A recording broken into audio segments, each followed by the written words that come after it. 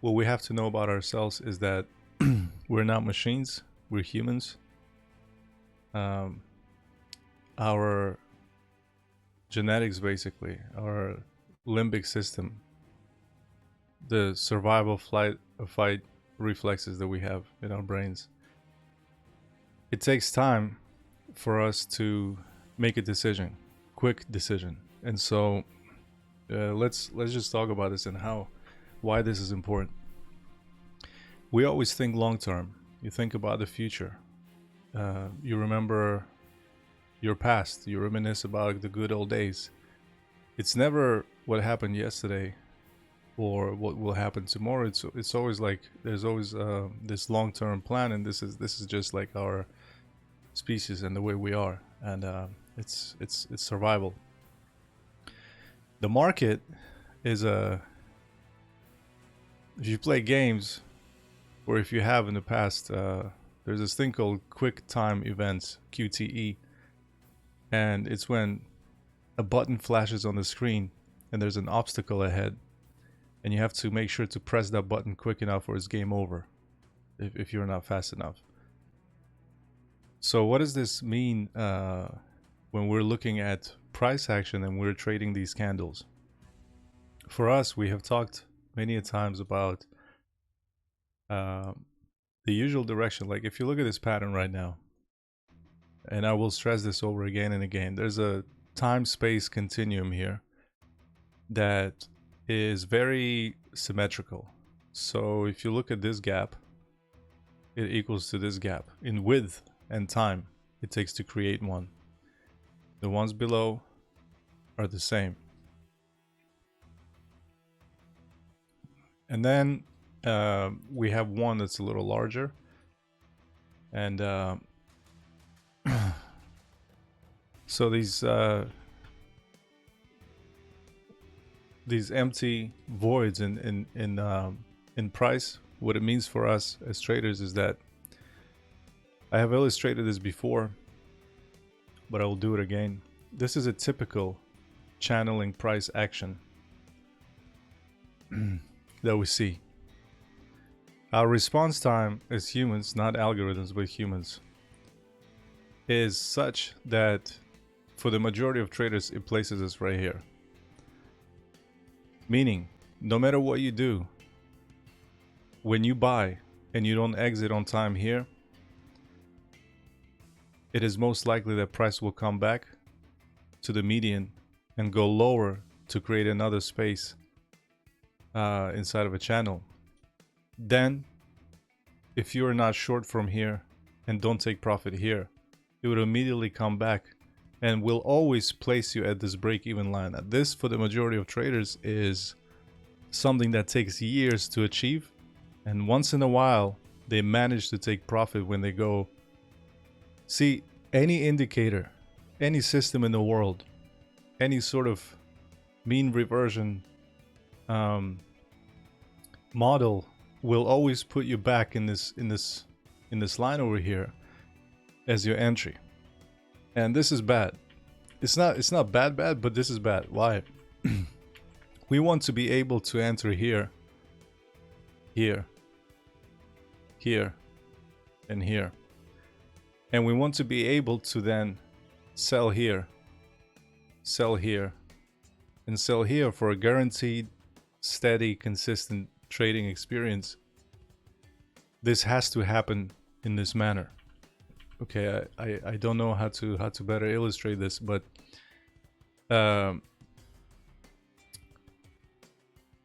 because of our reaction times, it's only when we have a good system that we can actually go here and here and here and here and trade along using absolute wicks, tops, bottoms to sell or buy. Market Enemy is designed to address this issue, and by creating a buy box, it allows you to get in at these wicks over here, where otherwise most traders wouldn't be able to because of their indecision. Their reaction time is too slow. They think long term. They don't think right now shoot now and think later, and the market is shoot now and think later. And so market enemy creates these sell boxes that we can use. When price hits them, it reverses, and we have to take profit on in a timely manner in the median as 90% of our position. This is also where the half candle theory comes in. Very important. So hopefully this is clear. Do you see what is happening here? You can back test this on your own and practice and see what I'm talking about. You will always find that to be the case.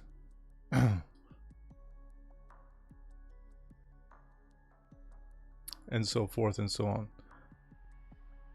So most traders would go and start drawing patterns like this.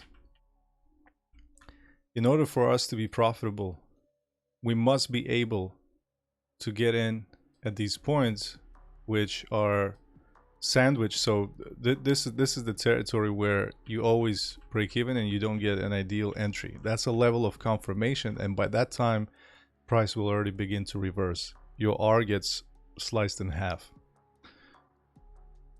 This channel right now that we're in, it's very important that you have this support. And notice how with each and every attempt, these windows would usually become smaller and smaller and smaller until we have that expansion to create a big window that could possibly create a trend. And each impulse up will get smaller and smaller and smaller, and then we have a reversion with a big impulse and a smaller one, and then another big one. And so it goes on like this. So the 3L, the 3 L's that we talk about all the time, 1L, 2L, 3L, and that's your move, is what we want to be trading using this understanding. A lot of the seminars, they tell you that you need to confirm your trend, and momentum also has to make higher high, higher high, higher high, higher high together with price. The problem is when you confirm this, all right, check this out. When you confirm this, traders watch 1, 2, 3 and they like, yeah, I'm going long. They enter right here, price moves up, and they think this is a confirmation of a trend. Now they're channeling and this is going to continue. What happens is that this is actually the last trade. If you don't take profit here, this is an exhaustion point. And this is what happens most of the time. You get an entry, you get a confirmation, clear the high, and it will go higher. But not really. This is when it will exhaust after the big 3 L's. Price post 3 L's followed by exhaustion.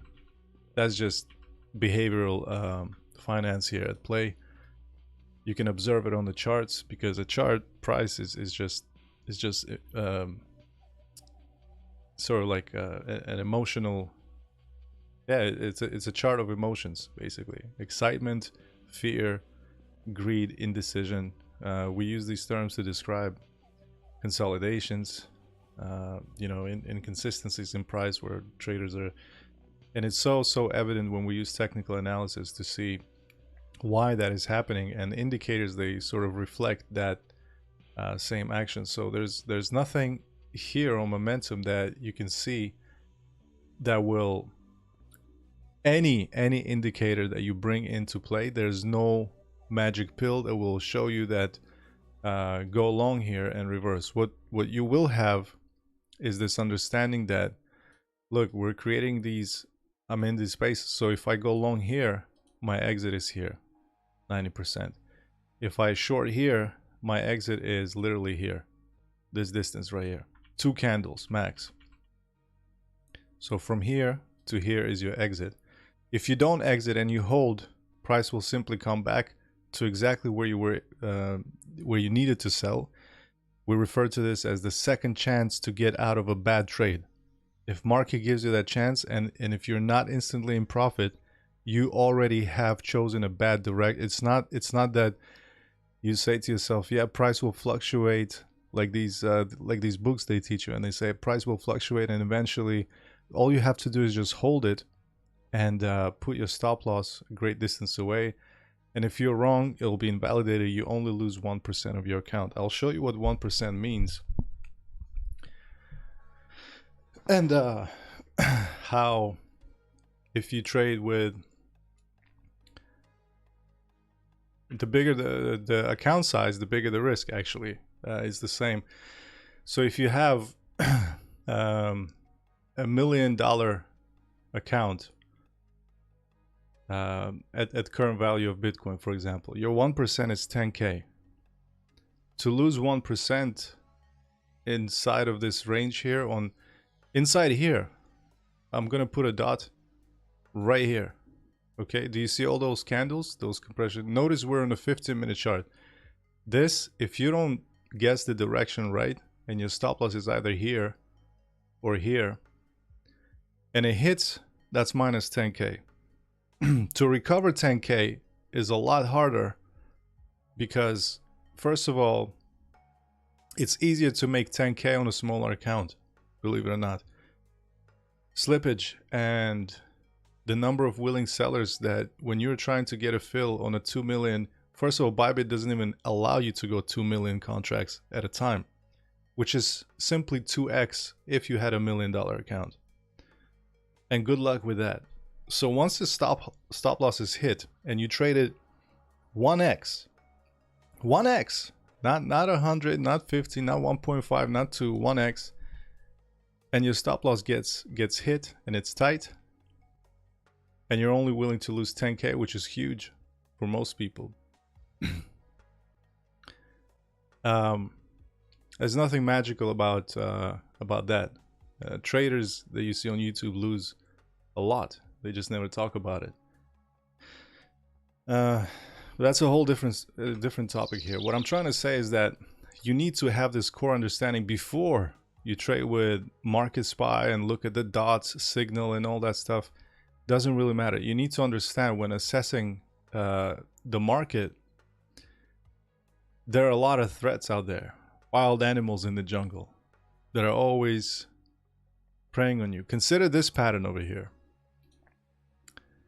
Consider, and let's use a line, and you can see how we have 1 touch, 2, 3. Now, sometimes it bounces, sometimes it doesn't.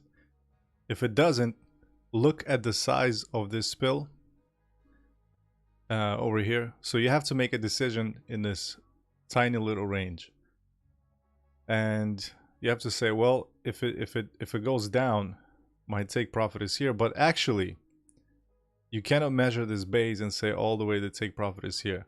Now, this was this midline, this green line, is how we split our squeeze patterns in 2. And we also split them in 3, like this. 1, 2, using the gaps, the air gaps over here. You see that? 2, and finally 3.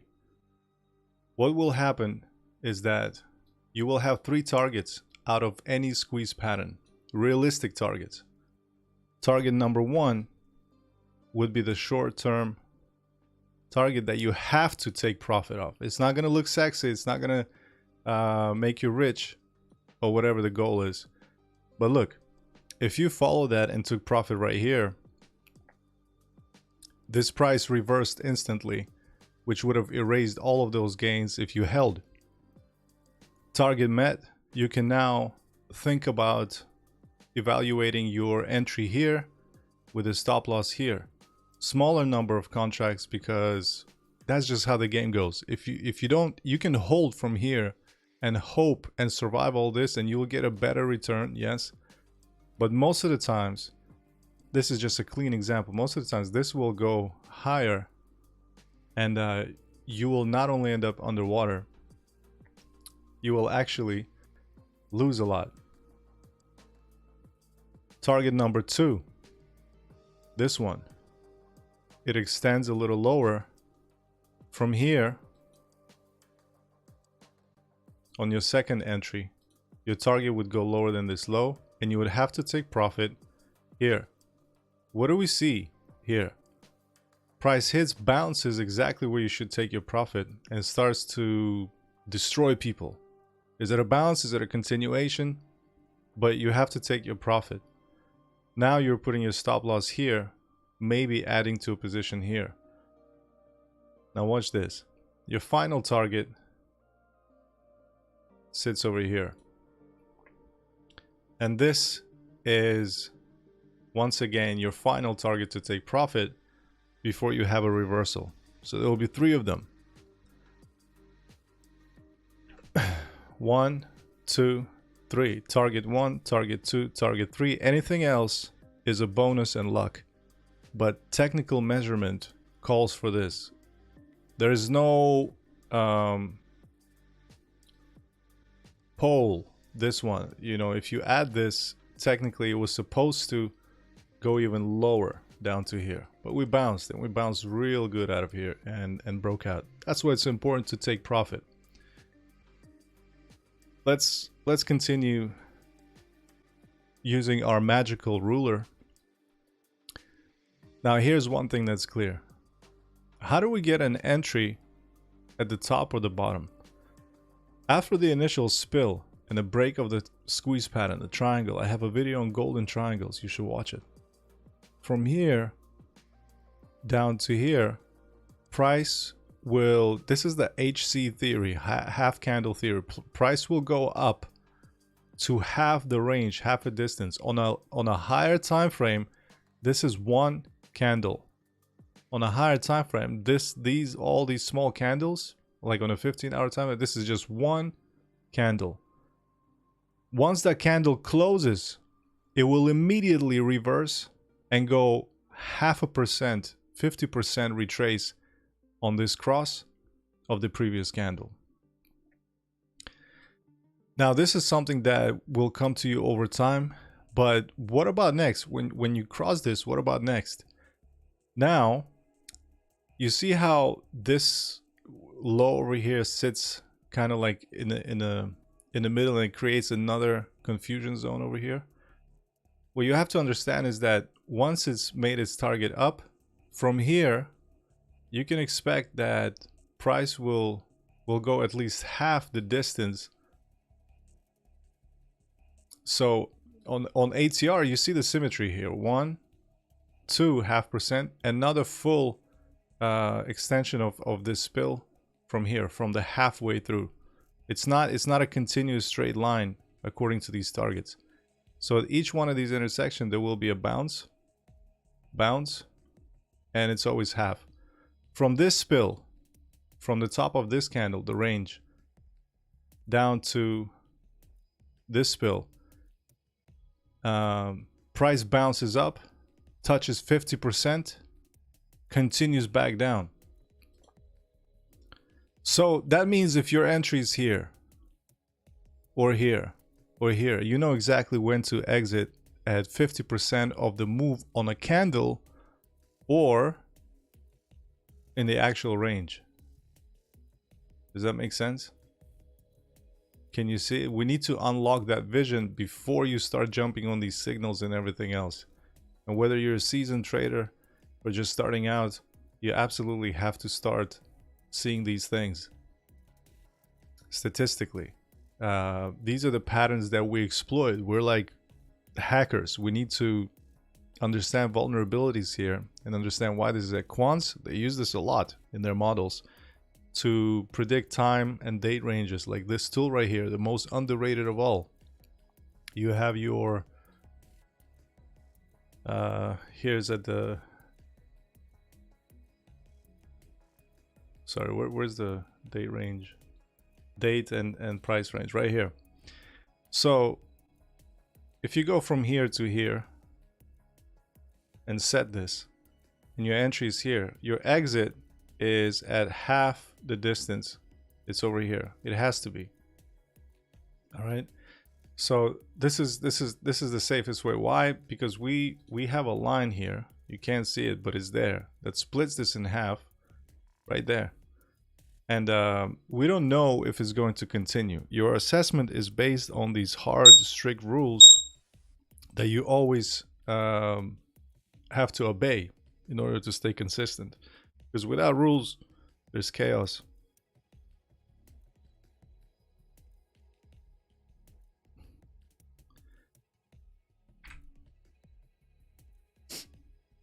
Now, this is one thing, right?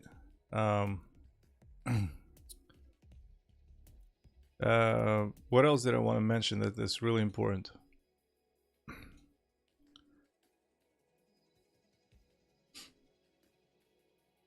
Your entries, the most basic strategy that is going to put you in the money on day one, before you learn the strategies, is a hybrid mix of a little bit of everything. It goes like this. Let's bring us closer to a recent example on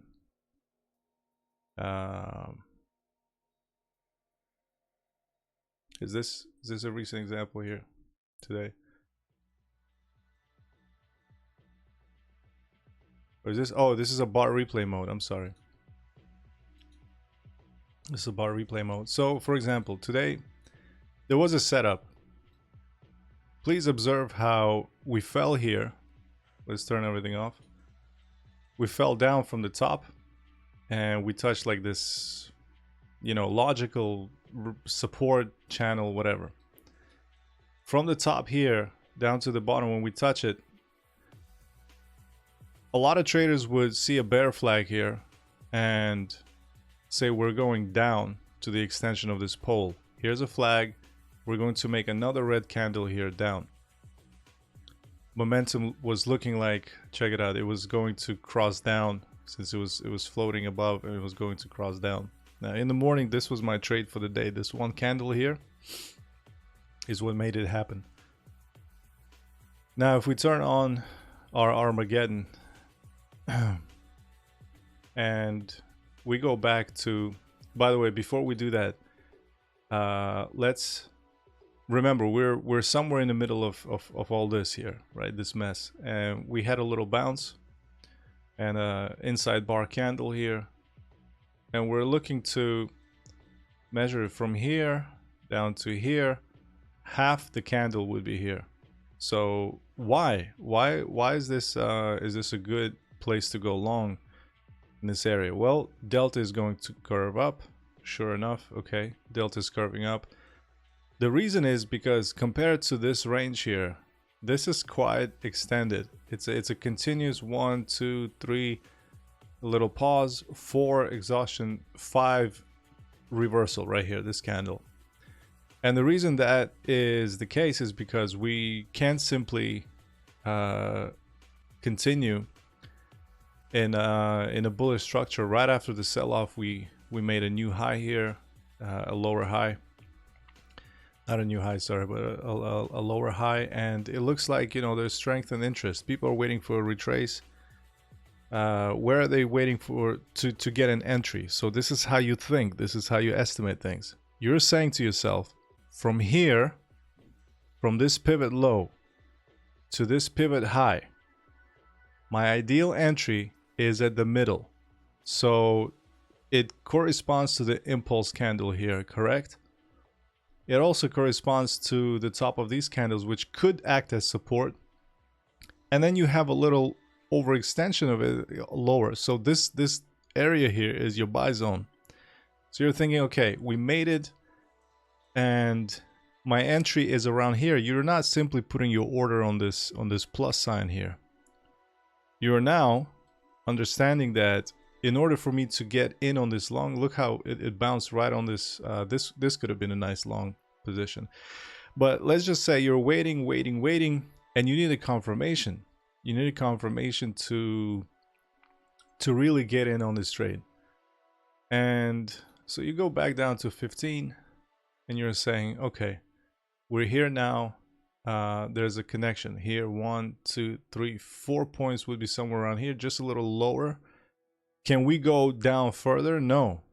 No, that 50% HC candle thing has to happen. We turn on our Armageddon here. This is my process this morning. This was the trade. I look at all this and I say, okay, we have a flag. I would short this, but unfortunately we had a baseline reclaim. Now, baseline reclaim is defined when you have a full candle, a healthy candle that closes above the baseline 1. What happens next is you can expect the next candle, if it closes bullish, full candle, high, low, close, open, above the baseline, you generally expect a little retest.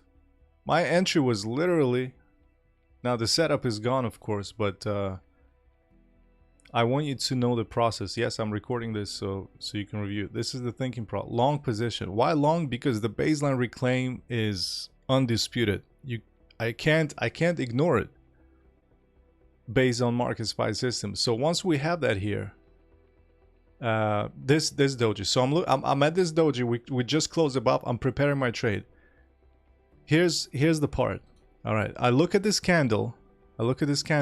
From here to here, right? I look at the size of this candle and I go, if I measure this candle, not the range, but this candle, and I see that the baseline sits right on the plus sign. Can you guys see it?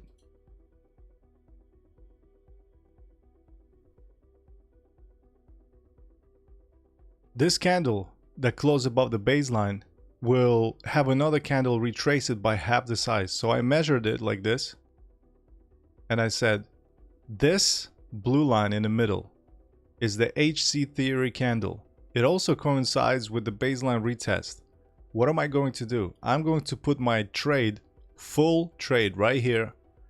I'm going to use my calculator and I'll ask how many contracts am I allowed to trade if my entry would be here. Now remember, this is still developing and I'm already placing a trade ahead of time over here on this plus sign, expecting it to wick me up. Maybe I'll sell right away, maybe I'll hold it. We'll see what happens. So this is the logic, this is the process, the thinking process that I want you to have. You get in on here and your stop loss is literally right at the wick of this candle. Now that's not such a bad distance. From here to here, it's only $131. Now your risk to reward ratio, where you, oh, here comes the spill. What did I tell you guys? Let's quickly look at our beautiful OBV. There it is, leading it. So here we have an entry. This is very, very crucial, very important, so you can have these unlimited plays like that. So your entry is at the plus sign. How do we determine that? We measure the candle and we go half of it. Does it match the baseline that's going to be here? Yeah. Is momentum looking like it's going up? Blue, relative strength. Yes. 15-minute baseline reclaim. Have we been selling off for a while and people are terrified? Yes. Are we going to pump at least to half the size of this peak down to this valley here? To half? This is the target? Yes. My risk to reward, if that's the case, then I'm going to take this trade. Why? Because if we fall slightly below the baseline, it's probably an invalid setup and that's it. So now your job is not to lose anything here. All right. So what do? Your entry 49,536. 49,536. Now you have 30 minutes to prepare all of this. This is happening in your head and you're just punching in numbers here immediately. And you need two numbers. You need the stop loss at the low of this candle right here. You can see if you hover over, it'll say 49,374. 374. Now you go to your risk panel. Where's your take profit? Half candle theory, half range. So in this case, this is one candle elsewhere. Half candle would be right about here. What else is here? There's resistance, retest, and a structural market change over here. So maybe trap a couple of bulls. Yeah, but how can I confirm? What can I actually add here? Well, DSR. Let's go to DSR and add this bad boy in and see what is here. High probability CPR, the yellow line, magnet. Yes, it will retest it. This is my absolute target. I will exit on the CPR at 53.50. So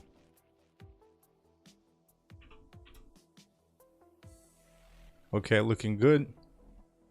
Now, what else am I doing here?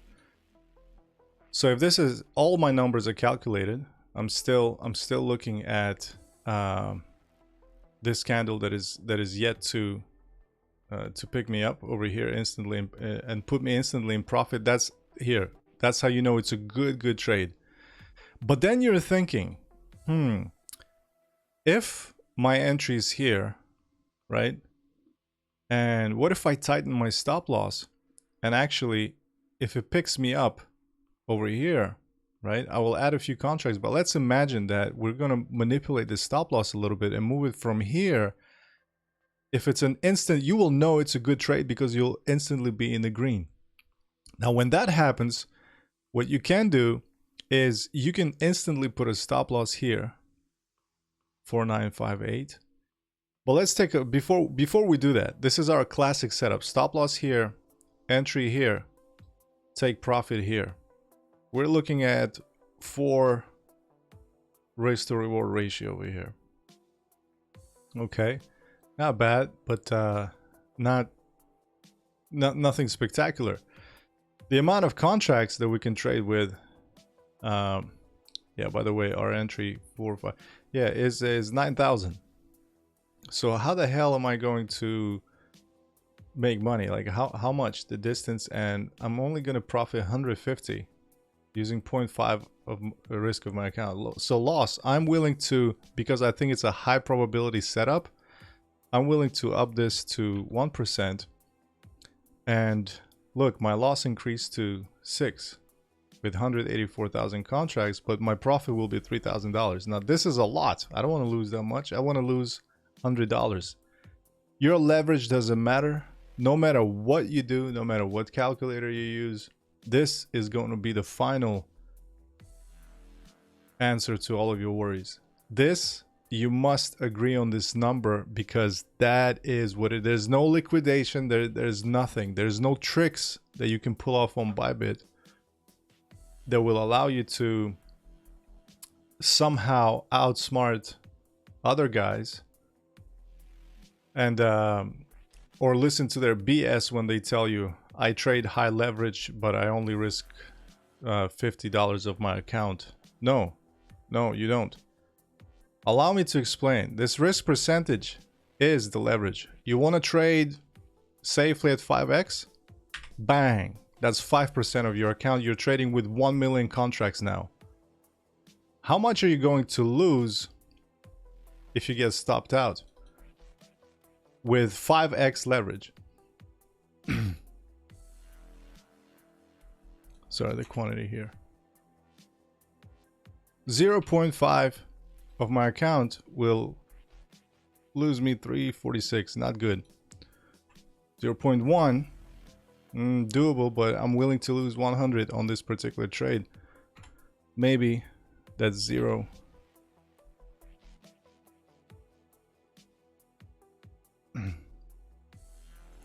Hold on, I'm doing something.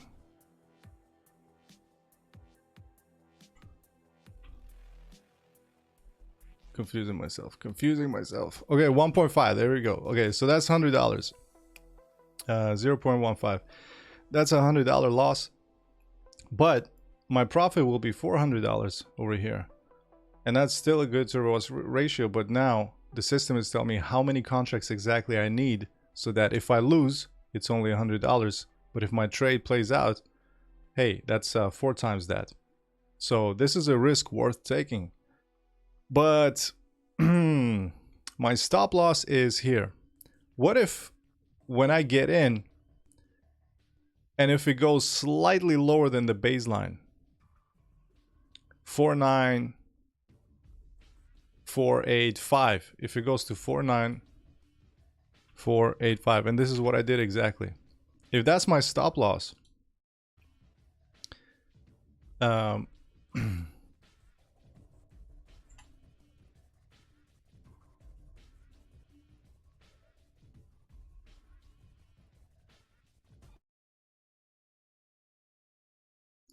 sorry, right about here,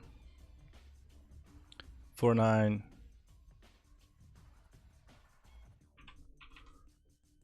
I don't know why it's not changing.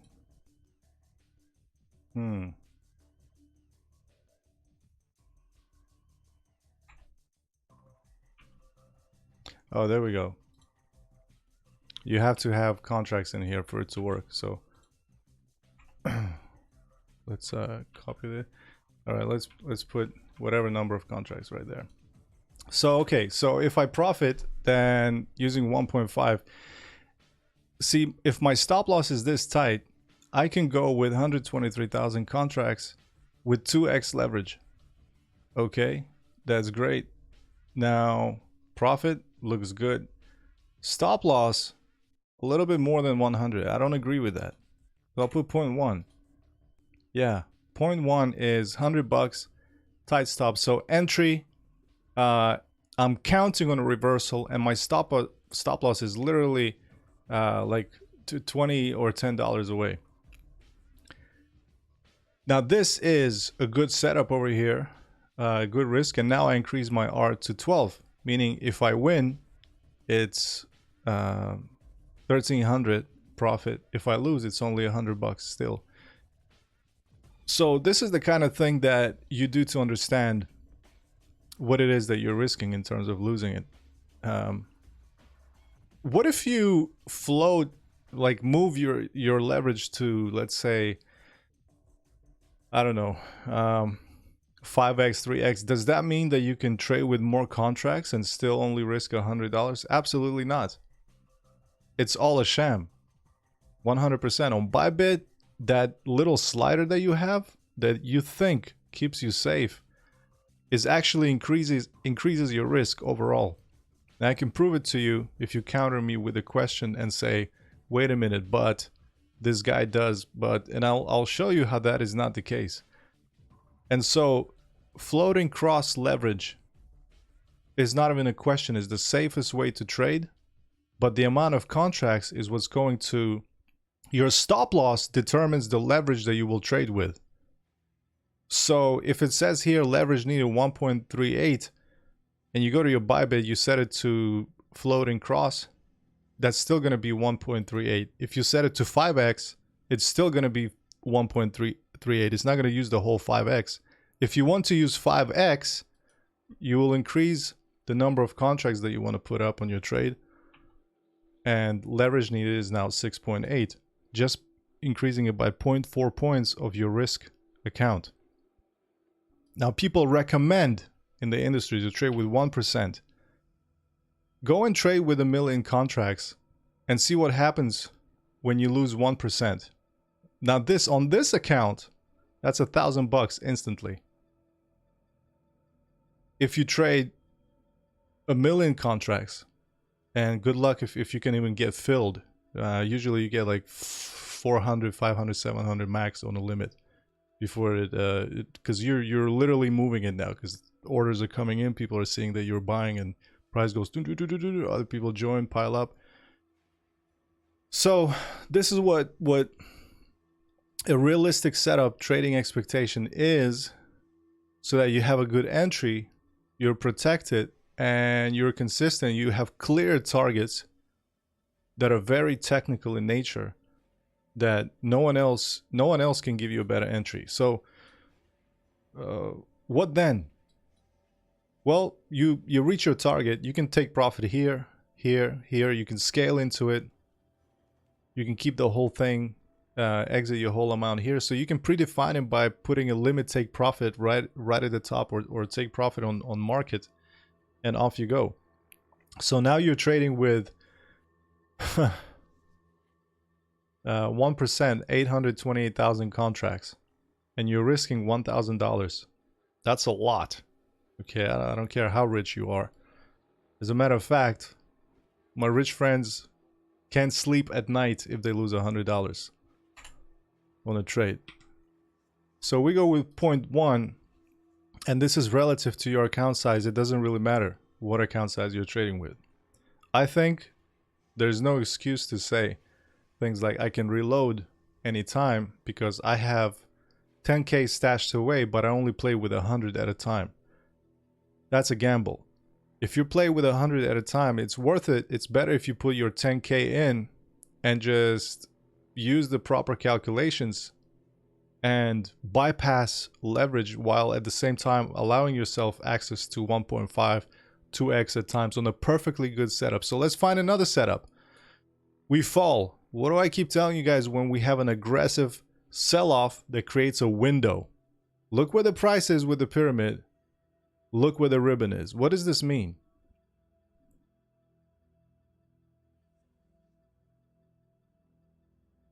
No, not as soon as. You have to wait for a retest.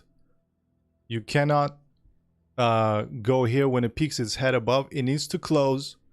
Better yet, it needs to have a follow-up candle that is small, that closes above the baseline, and then you get in on the retest. Let's demonstrate here again. Let's say you have your window here and the pyramid. Now, remember, an abnormal candle like this, look, this is half the size of the candle.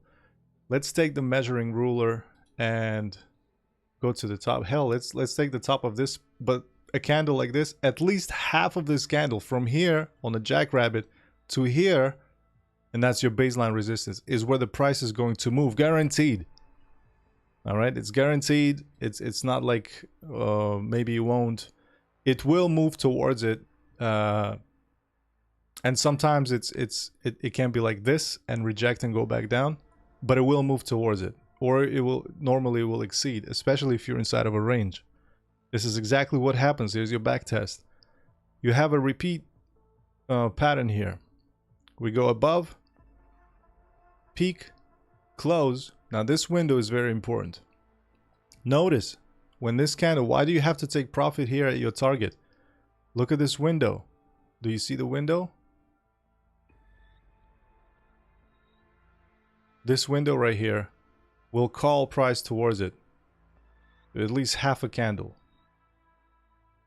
of the impulse. Like you can see so many examples here, and what you will not see is when you have oh yeah, right here, for example, let's take a look right here. It seems that there's a window over here, right, and price wants to go up, and it actually did, but it never actually reached the ribbon here, and that's unfortunate because that would have been a losing trade if you didn't take profit. But at the same time, you have to understand that it has to come with time to you. Okay, it has to come with time. You have a window like this, and you have a rejection candle, spill. It's probably picking up momentum here. Okay, it's probably picking up momentum, and sometimes you just have to get in and get out. Now this little candle, you know, it's a 150 move that you could have had, or gone short. Pyramid followed by, as soon as you saw this dot, you're like, yeah, I'm taking profit. I'm not holding this. Remember CR said, pyramid followed by the dot most likely is going to continue down. That's a warning sign. Before that, we're good to go. So you have your peak, closure, retest, entry, stop loss, target, all measured up. Peak, baseline, reclaim, close above, retest. How do we, what's the optimal entry here? Where do we go here? So we say, okay, if this is the impulse and this is the candle, and baseline is somewhere around here, I'm getting in right here. It overshoots, puts you underwater. You're terrified at this moment. Baseline bounce, it opens and instantly brings you out of the water in profit, and you can actually now take profit. Where do you take profit? You have to measure the top of this candle down to this candle and understand that from here to here, this candle, this is where you exit, right here, the midline. It's the same pattern that I showed you. You remember those orbs? Remember this? You're exiting on return to the median. You're getting in at the lows, you're selling at the highs, and you're selling in the middle. The 50% HC candle theory. Half candle. This is what it looks like if you're modeling it. Now this is a little bit ghetto, but you get the point. You can do this again and again and find these setups. This range over here, I told you guys in the beginning, we were looking at OBV. You don't know what, not sure what's going on here. This is a rejection. Sellers are telling you like, yo, this is our territory. You're not getting past this, okay? This wick is a tell, and we have to pay attention to it. Okay, so why not long? Because you have a clear OBV structure here that tells you it is likely to break down. There's just no power. Can you confirm momentum on MSX? Yeah. So if you're looking here, probably going to spill. So no go. Huge wicks, stay away, right? It's not as clean. You want to be getting in on smaller candles. But you still had a lot of trades here on lower time frames. It's just, it looks horrible here, but there's so many opportunities here. But it all comes back down to the middle of the range. So if you got in here, you have to exit here. If you shorted here, you have to exit here. These wicks will be so fast that you won't have time, and your brain will be like, oh, but I'll hold, so what, let it fluctuate. No. You go in here, you sell here. You go along here, you sell here. It always comes back to this midline, and this is why many people are having trouble holding. They don't understand how long to hold. It's all measured out. From this peak to this spill, it's the half candle area right here. Thereabouts. Always been the case, always will be the case. What about our windows? Let's review this one more time. I want you to know. What about these windows over here that price creates?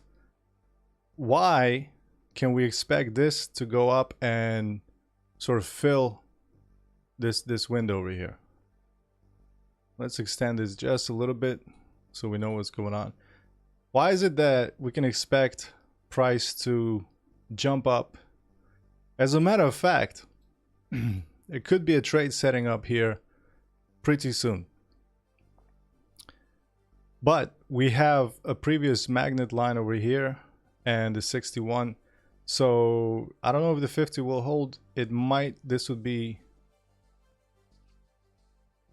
Let's go for it.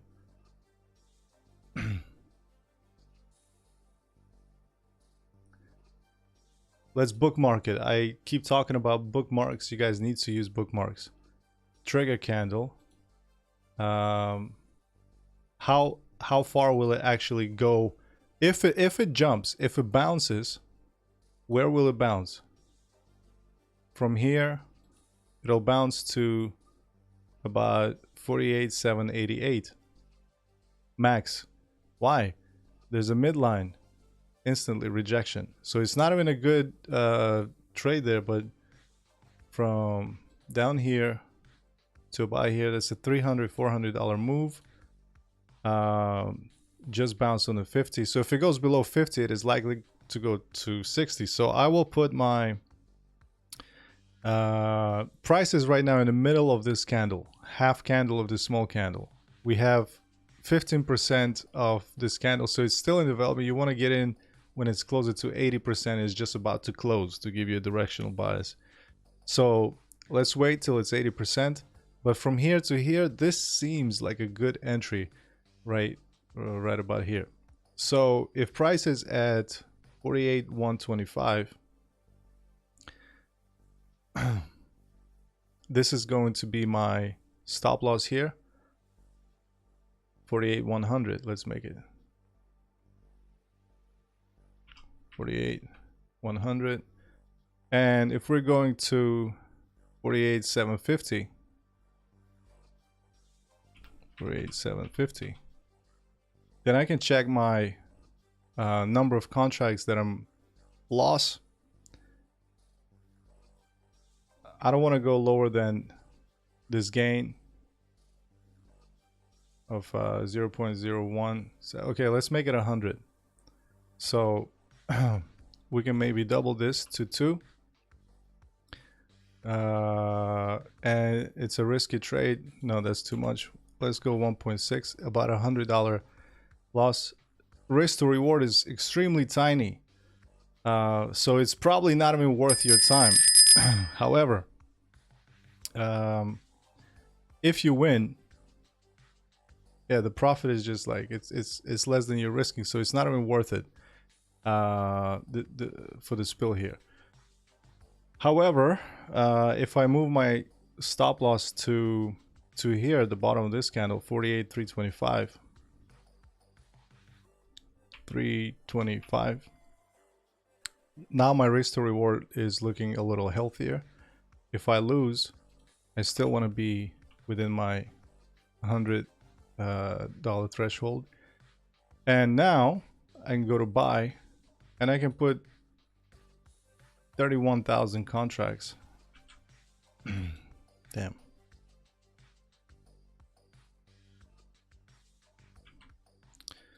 And there you have it. Yeah, prices, let it come down a little bit and we'll go long.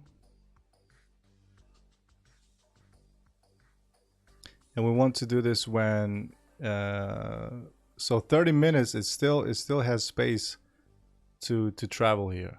Okay, so I'm gonna wait till 28 because it might take some time. It might go down over here and maybe give us a better entry. But we want to close this gap over here. In the next 30 minutes, when this moves down, this EMA ribbon will be sitting somewhere around here, and we'll probably touch it. So let's give it some time. While we're looking and we're bookmarked here, let's look at 15, see what's going on there. It's also curving up, but no sign of strength on VVS. So what does that tell me? It also has a gap, although not that great, but it's there. And it's below my purple line. My purple line is very important, and it's struggling to stay above it. So I'm gonna wait a little bit, maybe on the 15 when it goes to about 80, we'll take a position. But right now, as it stands, my number of contracts is increasing. And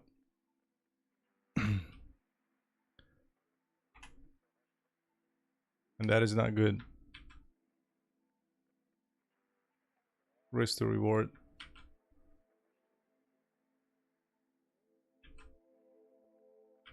About there. Okay, so I just went long. And if I lose, it'll be about $90.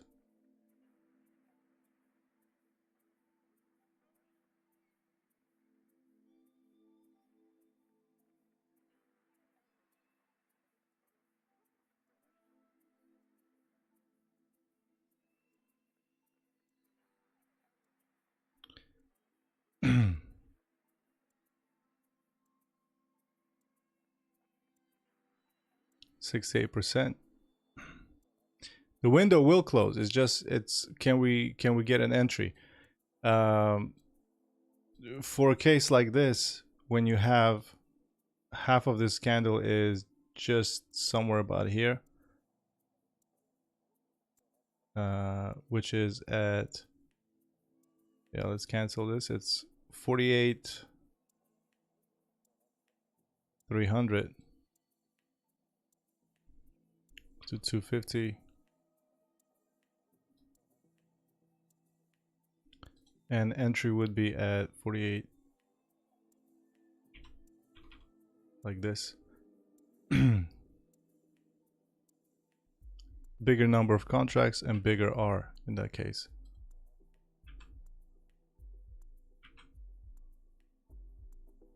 Okay, and I went long.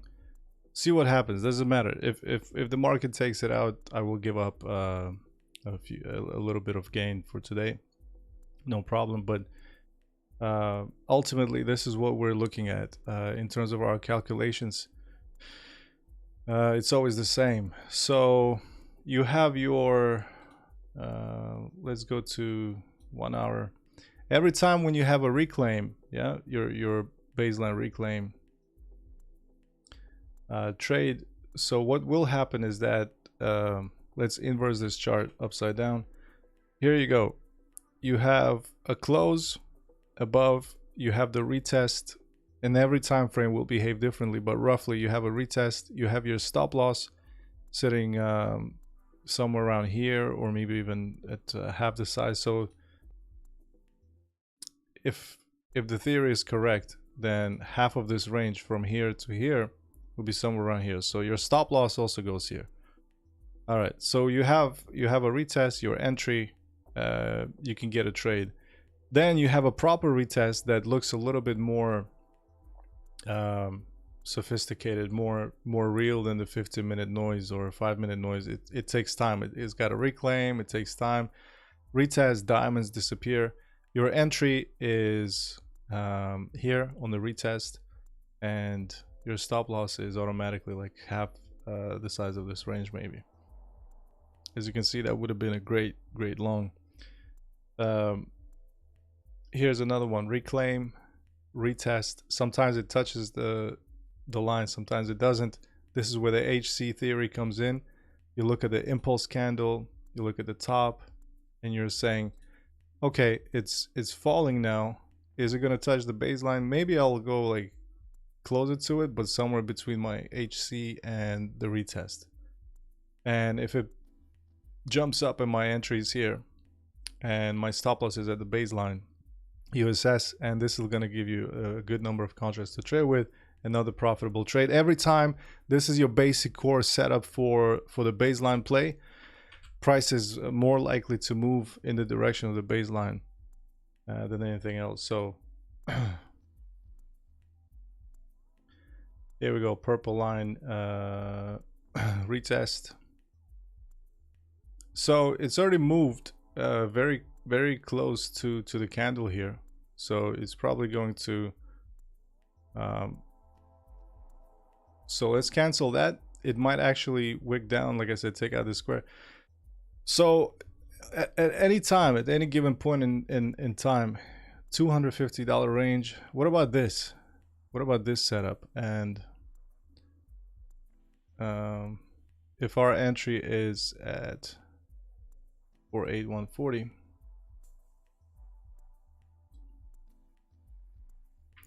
let's put a stop loss at 48100.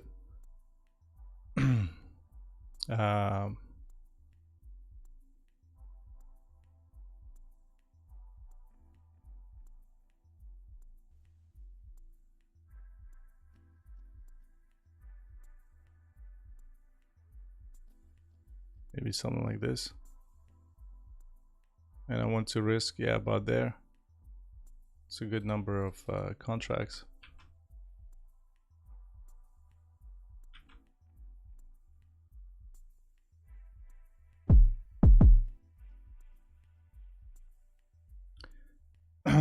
So it's going to start filling your position here, because we don't know if it's going to go lower or actually bounce here, but you want to participate regardless. So you have your setups. You have a reclaim, candle close, put it on the baseline here, track it, it gets picked up. Imagine people are using this for stop losses, and they're using it to basically say that, okay, if it hits, my stop loss is out. Well, instead of, we put our entries where the stop losses are. So we get in on these retests, where people are using it to trail their stops, and then we exit at the first sign of resistance, or measured by the HC half candle theory for the 10% runner, for example, because we know that sometimes is the maximum distance that it's willing to travel. So we have that, and obviously the pyramid just reinforces this idea here. And when we're below like this, when people say, oh, shouldn't this be a long, the market's moving, you know, it's clearly you lost the baseline, you had a retest over here, and it's a continuation trade. The pyramid is just it intensifies, it's directionless. It tells you like, yeah, this is a pyramid, it's the peak. It's like it's peaking, it's close to the peak, and if we're below baselines and falling, it'll just help push it down. When we're bottoming out, the pyramid builds a base and tells us that, okay, we're at the bottom and price is now. So it's based on volatility, ATR, and measurement of candles, and how it best estimates like what kind of setup are we looking at. So it's by no means a binary go long or go short decision there at all. So we need to realize in that regard. Second thing, we have to be a little bit more practical and realistic in our analysis and say, okay, well, we bounced once, twice, and we know on the baseline bounce it simply needs to go up, and it's already played out. Then there's another bounce. How long is this going to continue? The baseline is not made of steel, and it's not going to hold price there forever. So eventually what you will realize is that there comes a point, and it's usually marked by something nasty like this structurally. There comes a point where we have to just give up the idea and switch bias to short. So this was a short. I took profit over here, and I think right, I'm not going to do it here, but we're going to see 37k end of this month max. How we get there, I don't know, but we're going there. Why are we going there? Let's take a look. Now that we know what we know here, let's take a look and understand what the hell was this over here, like this whole pump reversal out of that squeeze triangle. What does it actually do? And so 48 is where our stop loss is, can't get hit. So a setup like this, you know, we didn't risk too much. We're in a -20 right now, so it's okay. It probably is a bad place. There's no bounce. It'll keep ripping and keep going lower. That's fine. So let's go to a weekly chart, for example, real quick. Now I didn't have time. I'm always late to these. My YouTube analysis was for the world. I wanted to make a free little gift, but this was going to be the estimation. Here's what I thought. From here, from the bottom to here, there, we out of this trade, losing roughly 100. So here's what's going to happen. Look, from here to here, like, look at this, okay? HC, from here, from the impulse low over here, up to here, what do you see? You see an entry here as the highest probability entry reversal, right? Weekly open, bull trap. Why? From here to here on this candle, what do you see? Made it halfway. That's the take profit. We talked about that in the platoon. Halfway your weekly candle right here. Why 37? What is so magical about 37? Why was this actually the play? We activate Armageddon and we see something. We see that we had a candle that was here, and when it opened, it immediately went back to half the size of the candle and hit the blue ribbon over here. Bounced. greed, money is here, right? People are waiting in line to get in. Happen here, here, here, continue. Here, we hit it, instant reversal. We opened and we came back down to hit it again. Magnetic ribbon, it calls price towards it. But besides that, why didn't it happen here? There's no gap. Can you see the gap? There's a gap over here, a void territory that creates these needles where a trade happens so fast and so it's so prominent that it's almost guaranteed that, look, we're gonna bounce it, touch it, go half. What's next? All the gaps are filled. Gap is filled here. Gap is filled here. Half a candle made it up, trapped all the bulls. What do you think is going to happen next? On the next candle open on the weekly. I'll tell you what is going to happen. We will go to, by the way, window here. Candle too far away from the EMA. Opened instantly. Shock. Went halfway through this range over here. Tap the blue line. Same thing here. And is going to continue to do so. EQ1, equilibrium zone 1, is situated somewhere around here in the ribbon, and we will pierce this ribbon in the most incredible sell-off that's going to make Michael Saylor regret buying Bitcoin at these prices. But he bought lower. He's actually selling right now, but that's irrelevant. Let's go to monthly. Okay, now that we know our introduction to windows, I don't want to hear those questions again. Is this a good trade or not? You already know how to assess and analyze. What's happening on the monthly? We don't even have that much data here. Let's go to BLX, and BLX is Bitcoin setup that is basically dates all the way back. This is a monthly chart. Now, we did not touch this. You see this selling pressure over here? This is sellers telling you, like, yeah, warning, warning. Why? Where does price want to go? It wants to go to the blue ribbon. Where does it sit? Where is the blue ribbon here?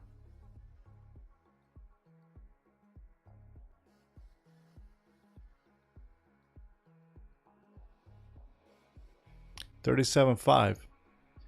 Now, when in 27 days, when this candle opens,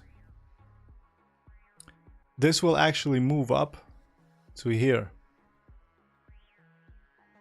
But what would that be? From the peak to the bottom of this impulse, we already made it halfway through right here, and we bounced.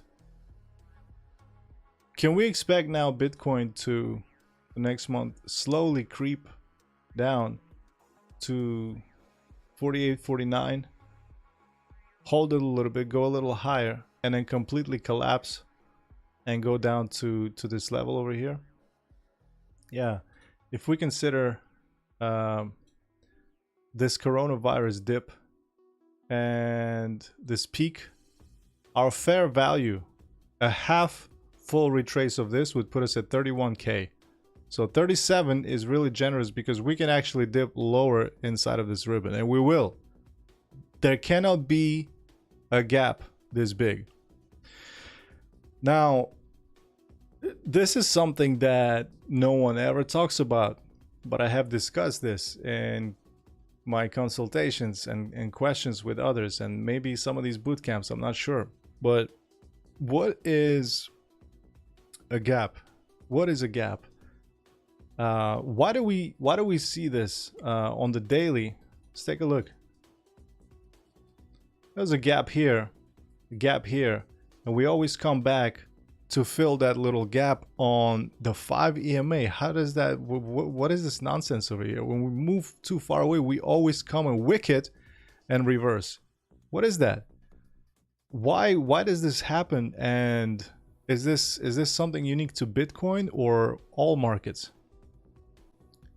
When price lags behind its historical value, it's 5 period EMA in this case.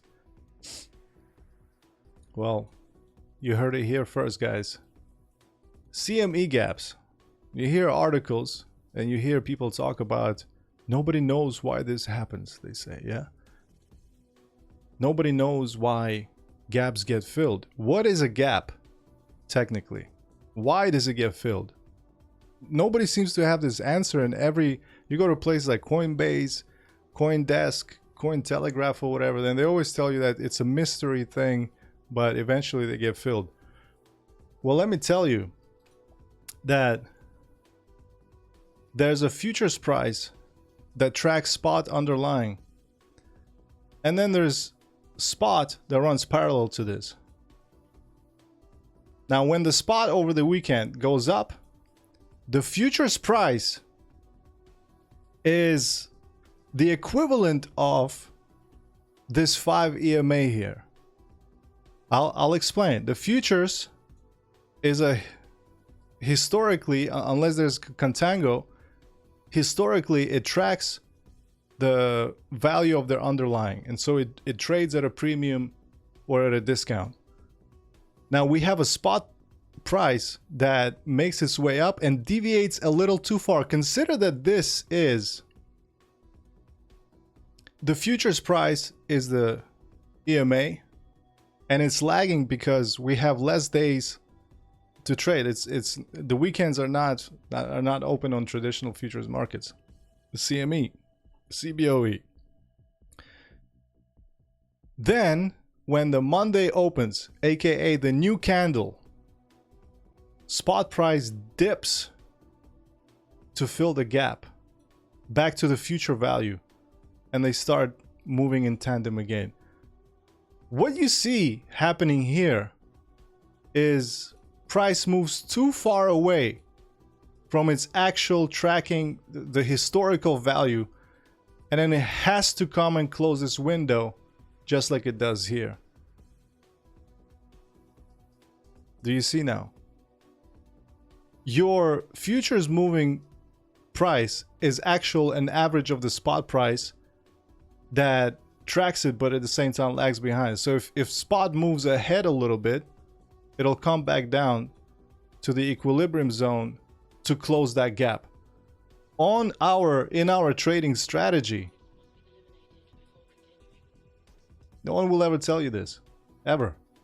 In our trading strategy, we use this same concept to understand the importance of these gaps and why they must get filled.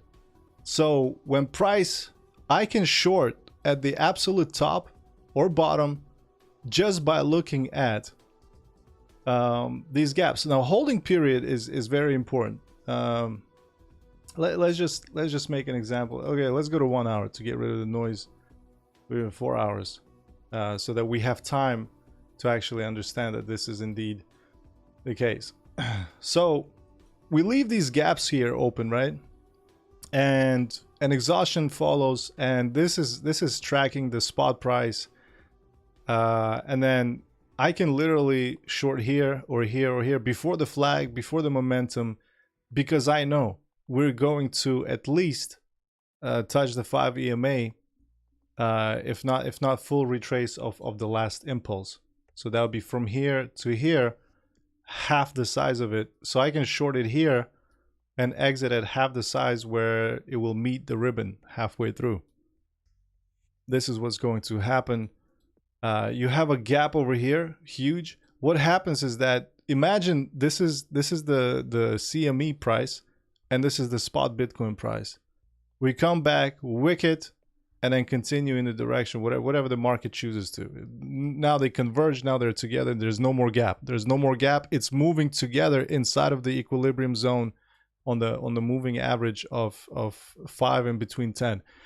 Price moves away, impulsive candle, baseline retest, your short signal to close the gap, take profit halfway through the candle from here to here. If you're short here, you're exiting here.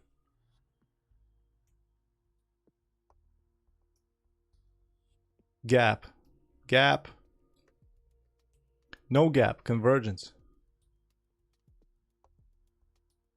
bullishness, moves away, comes back, touches it, moves away, comes back, sweeps, and so the pattern repeats itself. Gets ahead of itself, leaves a huge wick. Why? At a time, when this wick was here, this EMA was so far away from where the candle was. The price was here and the EMA was here. This was the gap that needed to close. And so scaling in, it was a good trade that day, by the way, scaling in here to come back to at least the first sign of resistance. This all ties in together with the strategy where I tell you to get out with 90% of your size, because it will come back there. Now, how you assess, evaluate, and actually do all that magical stuff is a different story. So here we are, when lower and touching our this could probably be good play. I don't know. So yeah, the purple line here, no reason to hold long, doesn't play out, you're out. You're out, doesn't really matter. Things like that is very important to understand, like why this stuff happens and how you can better protect yourself against these unknown variables, right? But they are slightly known and we can use them to our advantage. So what else can we talk about? The leverage is the most important thing here. Leverage is the most important thing. You have to understand what this is and trade it with the right side. So these impulsive moves, very hard to catch a knife or continue shorting when it's already at the bottom. You snooze, you lose. You have to give it space, let it play out. And while it's playing out, you can attempt to maybe plan your next trade and understand what could potentially happen there. But you need some quiet time. You need to sit down, focus. It's not on the fly like, oh, I see a signal, guys, let's go long. As you have seen just now, we have attempted to go long here. It failed. So what can we do? Absolutely nothing. It's a try, and the most important point is don't lose it. Lost $100 on this. Yeah, market's telling me your next long will also fail, and your next long will also fail. This is likely to continue down. So where do we go short? We needed to go to at least 38 level over here against this resistance and attempt a short. Will it go higher? No, because the baseline, the way it works is that there are sellers piling up now. There are sellers in here that are going to be waiting to short this price when it reaches this level. When the diamond disappears, it's probably a good entry for a potential short there. So we have to wait and see what happens here on the candle closing. We've got plenty of time to plan ahead without panicking or making rash decisions. So it's about how much we lose, not how much we win. Doesn't really matter. Good trade, you're in profit instantly. Bad trade, you need to be out of that. You need to know exactly how much it's going to cost you, and you need to get out ASAP. Leverage, there's no magic number or anything that as a matter of fact, Bybit should just be ashamed of themselves and get rid of that thing altogether, advertising it. I mean, we can do a whole session with the calculator and show you exactly what goes on in there, but do I really need to convince you guys that cross is your friend and isolated is... Why is it isolated there anyways?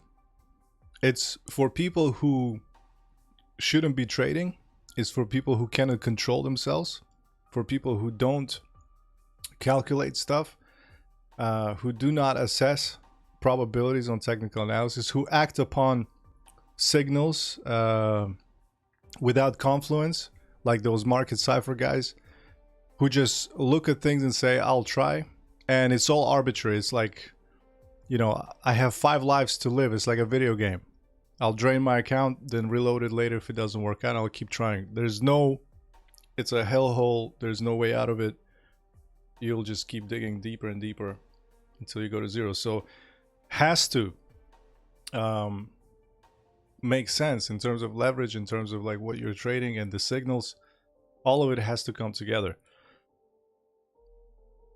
Cannot exceed 5x. Very rare when you have that opportunity, when you go higher leverage, for example. And what I mean by higher leverage is like, let's drop that word. When you can trade a big size, let's just say when a setup is so good that you can trade a big size, those trades usually happen when nobody wants to trade, when it's extremely quiet, and when there's like very low volatility, and you're just assessing the direction. You're saying, yeah, you know, quiet before the storm, we're gonna have a directional move.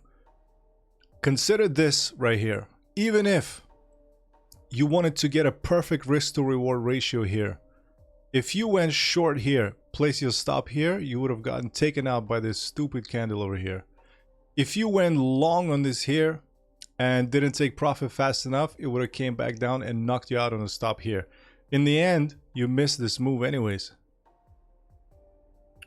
But without a stop, you can't really understand how many contracts you're allowed to put up on a trade and what that's going to cost you. If you lose it, if you let it slip through your fingers, how much is that going to really affect your account?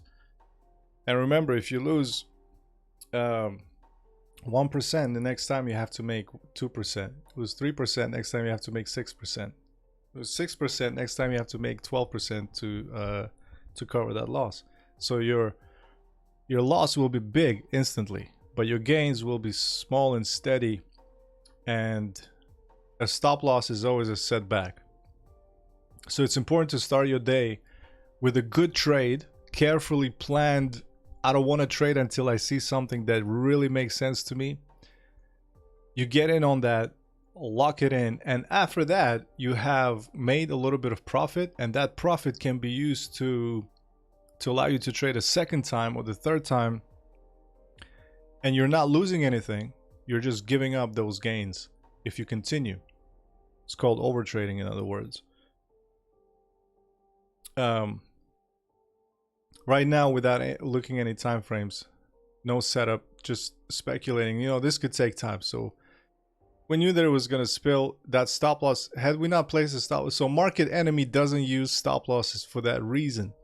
All right, market enemy gives you a setup, and you get in it, you sell, then you set your stop loss for the remainder of your contract. Just how it works. Otherwise, you're just going to get chewed out and spit out all the time, and can't really keep trading. But what you can do is you can observe what happens here in these cases and see if the theories are actually holding up.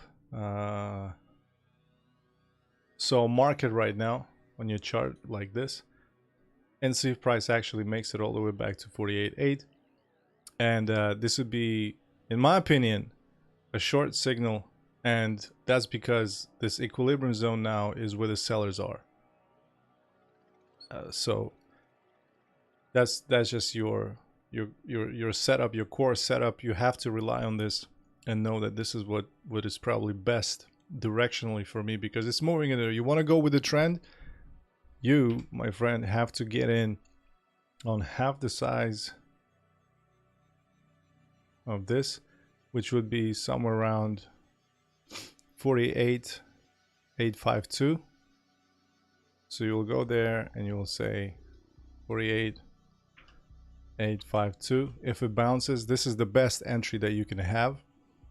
Now the beautiful thing about shorting and being wrong is that if you don't exceed, so that's about 50K,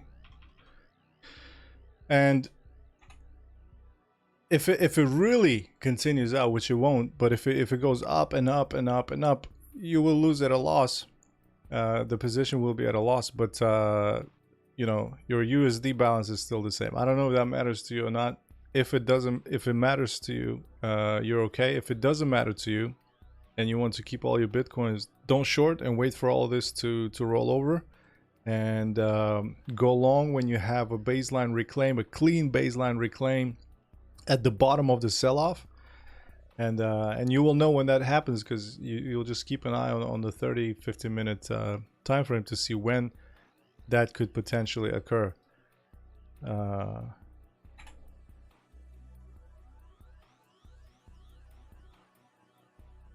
Yeah, so my entry for short would be right here. We talked about EQ zones. Why would I not short here? Why would I be scared and say, okay, I don't trust the system here. I don't trust the HC. I don't trust the window that we're creating here. I don't trust the retrace. And also, why am I longing if this was a breakout?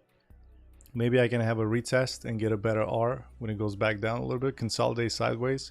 And since I'm already talking about 37K, potentially we'll see it. We'll see 37 when we have this ultra thin CPR slice through. There's going to be a lot of volatility here at 45 and lower. But when we finally slice through it, at that point in time, we will know that 37K is coming for sure. So we're now at the bottom of the channel, and we're going to be trading inside of this in this channel. So shorts are never easy, but that's what you can expect. But if I get picked up and it goes back to where it is now, I will sell, and I'll see what it does next. It's not like I'm picking up here and I'm holding it to 37K. It's just that directionally, I think that is what we're going based on the monthly candle setup. We saw weekly played out. We saw daily played out on the HC and the window close and the gaps. We talked about what is a gap and how it's no different from the CME gaps that you're seeing. No one's blown away here. That's good to know. Everyone's like, yep, I knew that all along. That's always fun to observe. No comments about the CME gaps and these gaps that are relative to price on moving averages, and why do we have a reversion to the mean, and why do they close? So but that's exactly what is happening, and you will see this as time goes by.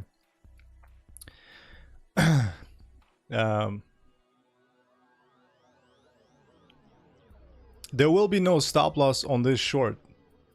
There will be no stop loss on this short because I'm not sizing up. I'm going 1x because I don't want this thing falling and my value going basically down to nothing along with Bitcoin. For me, that's my personal preference. I need to preserve. I just know that this,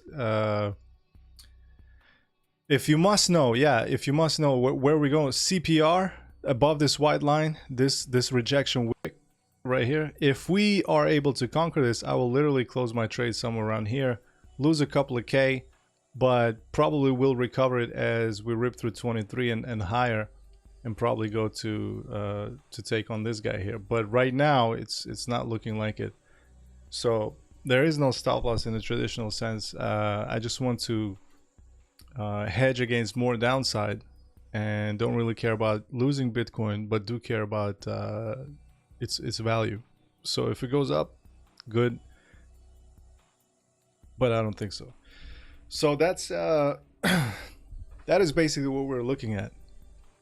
Thank you for watching, and good luck out there.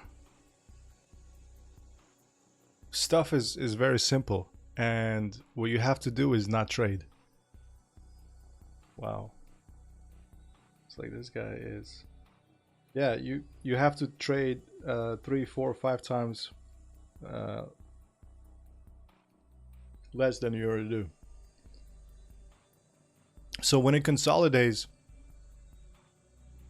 it obviously, there's a lot of activity here, and we discuss and we say, okay, is it going down, is it going up? It gets really exciting because we know the big move is coming, but we have to look at probabilities and say it's been going up. You know, we have that gap on Bitcoin, is probably going down. We have that OBS thing that I showed you, which is, why is it it's not here? Weird.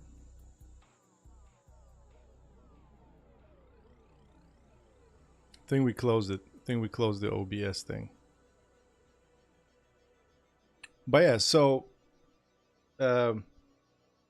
And we have to take a position. And the reason why it's so difficult to decide and take a position is because we don't have rules. And I would imagine that most people don't. I think this is highly underused risk management calculator in here. I think this is the most, nobody clicks this risk pane. Come on, just say it. I'm just kidding. You guys do, but the majority of people out there, traders, they don't do this. So if they're like, okay, they're like, I think that's a good trade, so I'm gonna size it up and I'll exit as soon as I can, which could be a strategy, yes. But if you wanted to have a simple directional trade and say, I'm going to put a stop loss here, short it here, and take profit way down here, for example, or whenever it goes green, fine. You will have a number of contracts. You will sign an agreement between yourself and Bybit and say $100 or I'm out. That's my bet. My bet is going to go to this level, and I'm betting $100 that it does. If I lose, I'm willing. That's how you think about it, right? And you say, if they say, well, how about $200? You say, nah, $200 is too much. I'm not willing to lose $200 on your stupid game of guessing. So 100, I have something that's telling me that it most likely is going to go lower. So take it or leave it. And so if you agree, the exchange will definitely will agree with anything you give it. So you say, okay, but my stop is here, and if it touches this, I'll hold it for a few days here on a short. Short is that kind of game. You have to hold it. But if it does and it goes up, if I lose $100 and I have one full Bitcoin, and from this level it moves a little higher by $200, I literally made that back without much sweat. So what do you guys want from me? And this is how you look at these markets, and you trade. Trading is all about this. I don't know how people, you got these YouTubers 60K in one day, 70K, 59K. You don't want to know how much they lose, and they're scrambling to stay break even forever with these huge numbers in rotation that are not consistent. 100,000%. All right. Otherwise, they would be working for a hedge fund. They would start their own hedge fund actually with these kind of numbers, but I don't think they will. So we need to be realistic about this. And it's simple. So how do we take a position here without much guessing? It's like, I think it's going down. It's so difficult. We need a confirmation because we want to put $100,000, $200 million here in terms of contracts to have that one big trade, so we can freaking turn off the PCs, walk away from the charts, and never look at it for the next 2 months or so. That's the dream. But you can put 100, 200, 3,000, 6,000, 30,000 contracts with a stop loss that's going to cost you like whatever it's going to cost you. You will determine it here. The system will tell you, look, with these many contracts, you're safe. But if you win, it's going to add up, add up, add up. And that's going to be huge. The problem with this is that it's not felt right there, right then. But I guarantee you 1 month later, you look back and it'll blow your mind away. It'll blow your mind away, and you'll say, how did this even, like, how did I come to this? Now, if you use CoinMarketMan, you will see how much you make on fees. I make more on fees than actual trades. You guys know that? If you don't have CoinMarketMan, check your statistics and check how much fees you have made already based on your trading ever since these strategies and Bybit Pro was revived and all of this was introduced. Check how much fees have you made already, because Bybit doesn't show you that. But go to your CoinMarketMan and see fees made so far. I have 0.6 Bitcoin on this account in under 3 months. How is that even possible? Well, it is, and it accumulates and it compounds and it just keeps growing, but you're not aware of this. Bybit is not showing you that.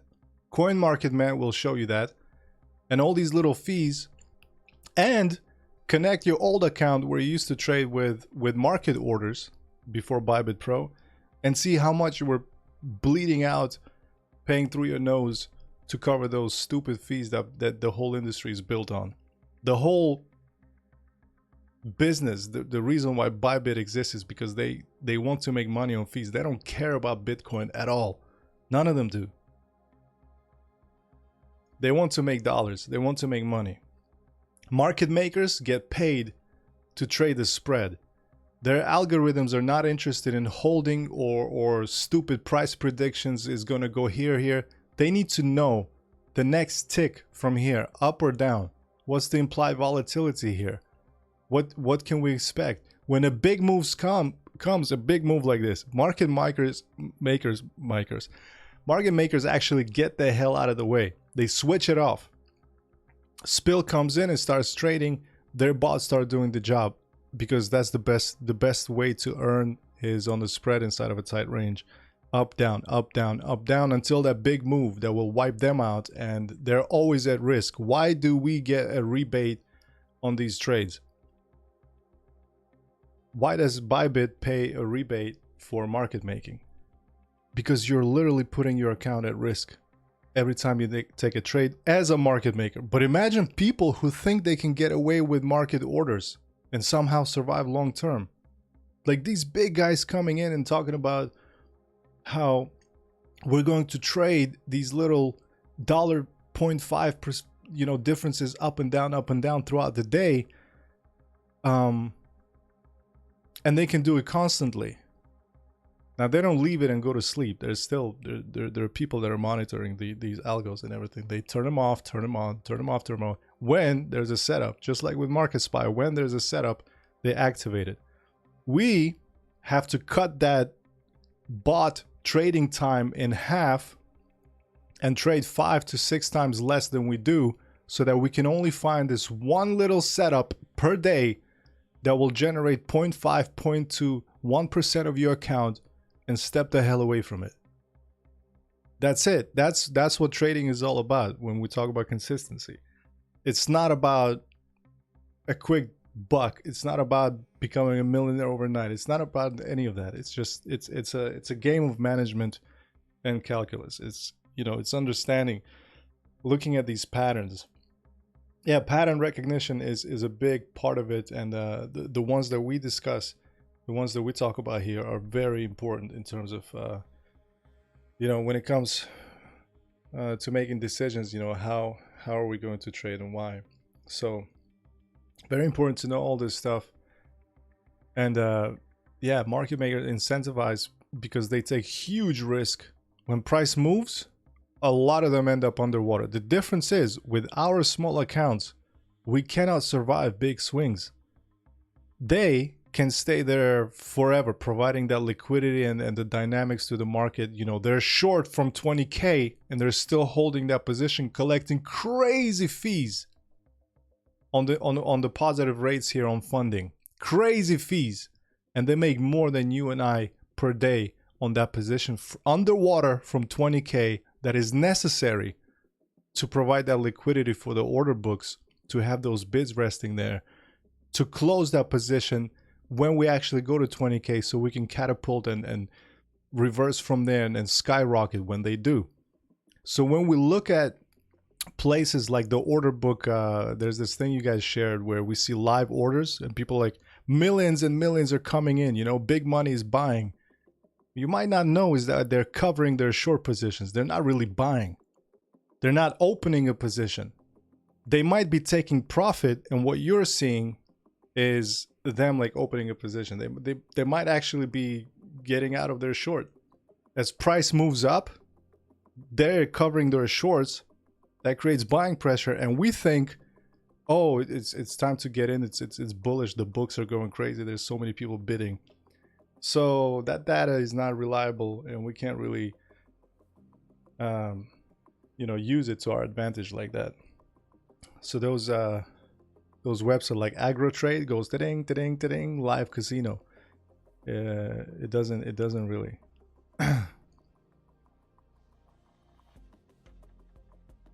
So why am I not laddering in here instead of a limit? Because I know that this is a seller zone, and if I ladder in, it'll probably be the same. It might not even get me a full fill here. So the reason is because I want price to exhaust. I want it to really go up to this level, hit it, and get rejected instantly. That would put me in an instant profitable position. But sure, you can ladder in here as well. The only difference is I want this trade to instantly recover what we just lost, and hopefully demonstrate how quickly that can happen in a situation like this. It's a 30-minute time frame, so this might take time.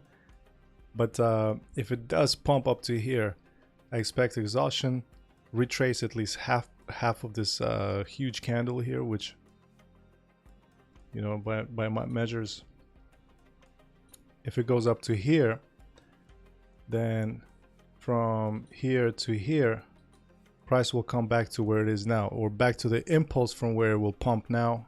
It will retrace back to 48,257. I'll be able to exit this quickly and make that back and sort of balance out my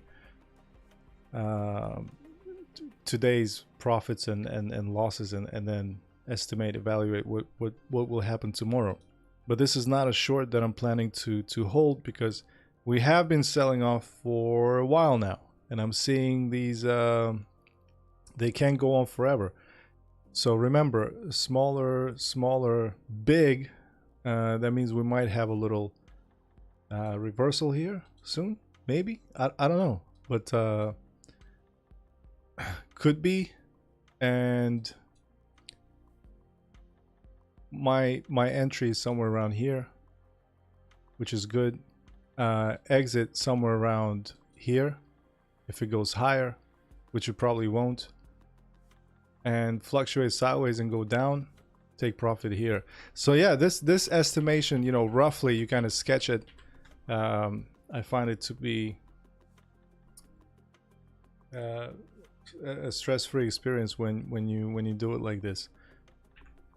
So we'll see, but this channel here, you know, it's been respected. Unless something freaky happens, then I know we're really going up. But until then, we're going down. We'll grind sideways, maybe create one more over here. What I know about these squares is that the first one always gets taken out after a little sell-off. The square over here will not stay here forever. Price will come back to eat it. So I'm expecting it to go lower. I just hope that it goes and picks me up here at this level. That's about it.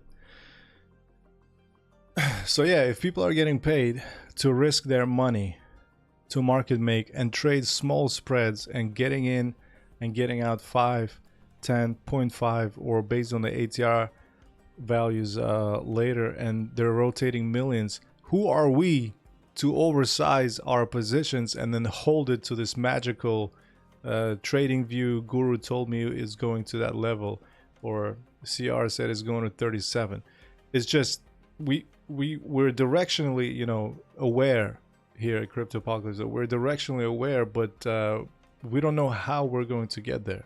There could be a million long positions that are highly lucrative, you know, on the way down. So, and if you flip your chart like this, you will see that in terms of your R and those the little arches that we create like this, in terms of your R, where you enter doesn't matter. Your take profit for a long and for a short on the same candle on the same range is the same.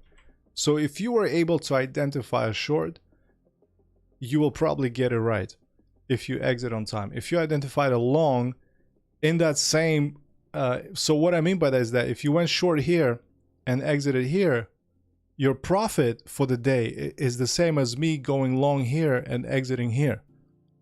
If you went long here and exited here, I can go short here and exit here where you went long.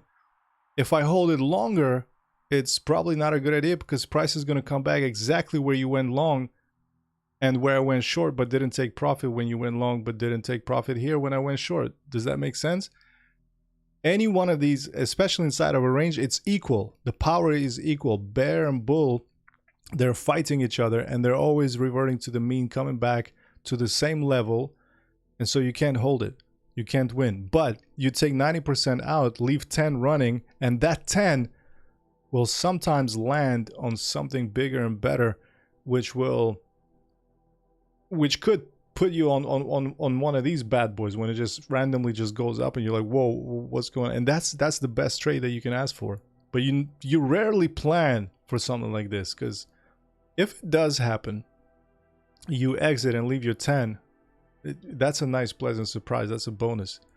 But otherwise, here, doesn't matter if you enter here or here or here. And because of how we started this talk in the beginning, that it's our fear and mostly fear, not greed, will not allow us to go short here and here, because you need to assess this very well. And so I'm telling you the best way to assess it: baseline, reclaim, retest. You have to have a position. Retest, you have to have a position. Baseline, reclaim, retest, have a position. So sometimes it's a great trade, sometimes it's a small trade, but you can at least have that bounce. You can at least count on it and say, yeah, I'm going to get in on a long retest, go up, but you're not holding it, no way. And you're selling at the first sign of resistance all the time. And sometimes when price moves too far, too fast away from resistance, or tracking moving average, it will instantly reverse and go back up to catch up with it, because yeah, that's just how it works. That's the dynamics right here. In any market, that's what you're looking for. So as you can see, we're failing. Now this is tracking now. What am I looking at? I'm looking at a chop zone, not an immediate, there's a little bit of downside protection, 67, 78 level. We're going to have a chop until these moving averages resolve and fan out. And that's not going to be a straight line. It is not going to be a straight line. As a matter of fact, this could be 1, 2, 3 L's. So yeah, hence, as long as it's tracking and we have the short tracker here, equilibrium zone 1, it'll continue to support my idea. If it doesn't work and we reclaim it and it conquers baselines, which would be above this wick at that point in time, then this trade is invalidated. I lose whatever I lose on it. But in terms of the dollar value, not really much to lose there. So can keep that Bitcoin that is preserved in its value. That's what we're looking for. I'm not answering that question, Agent Smith. I'm sorry. I'm just kidding. Any first sign of resistance, any moving average, any logical support or resistance is your first sign of anything that's in the way. So when you have a breakout trade, right? Sometimes when you have when you're in a consolidation and there's like resistance and you're like, oh, it's going to break out, but just above the breakout there's like a historical resistance right above it. So you know, and you're like, yeah, we're going to break out. Technically you're correct, good trade, but you didn't account for the fact that there was a logical resistance or a moving average in the way, which will instantly smack it back down. So we have to respect those resistance signs. It has to be clear. When we're shorting, there cannot be any support channel or some nonsense like that. There cannot be any resistance at the top where the skies has to be clear. We have to be able to fly through them, no problem. So those areas are very rare, and it only happens once we're either above all the baselines or below all the baselines, because after that, none of your horizontal, vertical, channels, triangles is going to matter, because we'll accelerate so fast and we'll rip through that, and all your drawings are suddenly worthless. So they're guiding lines, but they're not concrete evidence of support or resistance. They're just telling us like a pausing area could be there, an exhaustion area could be there. If it's a long historical resistance line, you know, we could take a little moment of it. Never forget 20K, slice right through it. Surprised a lot of people. A lot of top analysts were like, eyebrows and everything, right? So, yeah, same goes for support. Strong support at 37. Next thing you know, it goes to 27 because people freak out. And when sheep freak out, you know, bears, they turn vicious. They just go selling all their inventory. Everything goes to hell. They don't want to have any of it. Everyone's parking in dollars. That'd be interesting to see also.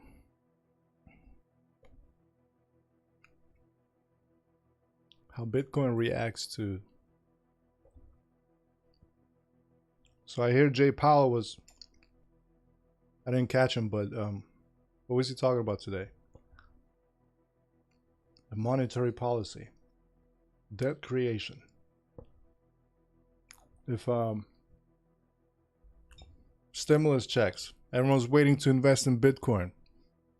That'll be the last pump. Make sure everyone's invested before taking it from. So they'll give it to you, you'll invest it, and the market will take it from you that same day.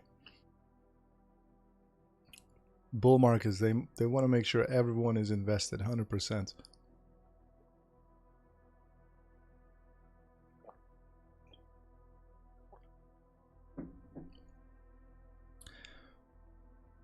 No, you can see the history. So once you synchronize your I can even show an example here.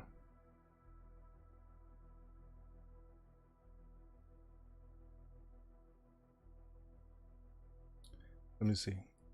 So go to analytics, go all the way down, and you will see you have received a total of 0.6 BTC in maker fees, and I paid 0.157 in taker fees for stops and everything. And I have paid a total of 0.03 in funding, and I have received 0.03 in funding also. Net funding 0. Interesting.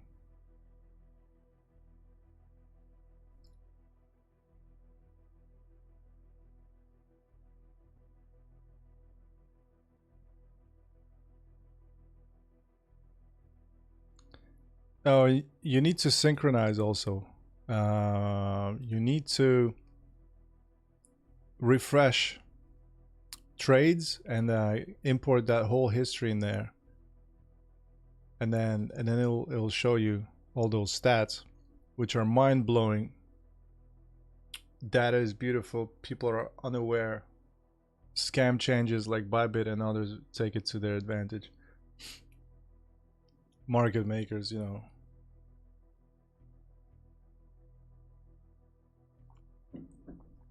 They're all getting in and out, telling you to hold, because might hit a jackpot every once in a while. But then we also have to talk about people who don't have the time to stay glued to the screens and monitors. You know, how can we actually like dedicate so much time to all of this nonsense? And on one Bitcoin, you make 0.5% a day. That averages out to about 2,000, 3,000 a week. Couple of losses, stops, equalized, 10K a month. It's like, how hard do you have to grind for that to make that 10K? Is it 1-2 trades? A lifestyle trader on the beach with a laptop? No, it's actually every day, full time, analyzing the market, waiting for a setup, executing on it, and then going about your own business. So sometimes you sit just like at an actual, if you were to work at a prop firm or something, you're literally 18 hours in a day. It's not like you're constantly trading. You're 18 hours just looking at stuff. And then another 2 hours you're explaining to why you're about to pull off this move and where does it come from? What's your system telling you? And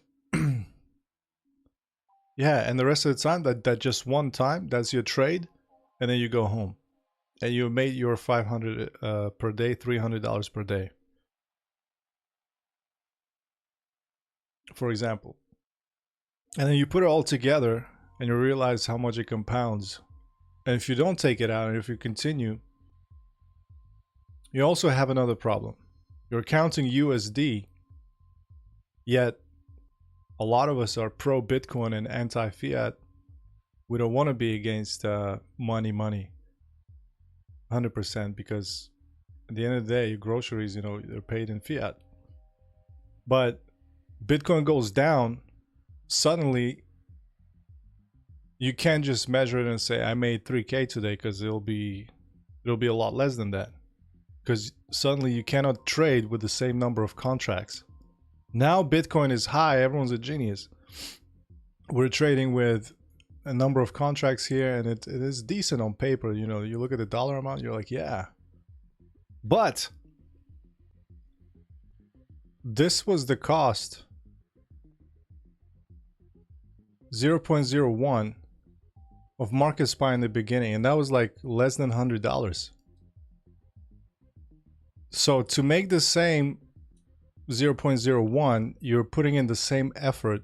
So it's not like Bitcoin is always profitable. Maybe you can use other instruments, not be too attached to it. So if it all goes to crap, all goes to hell, then we might have to switch our strategy a little bit. And there are exchanges, and there are things like options, and there's like collateralized exchanges that you can trade against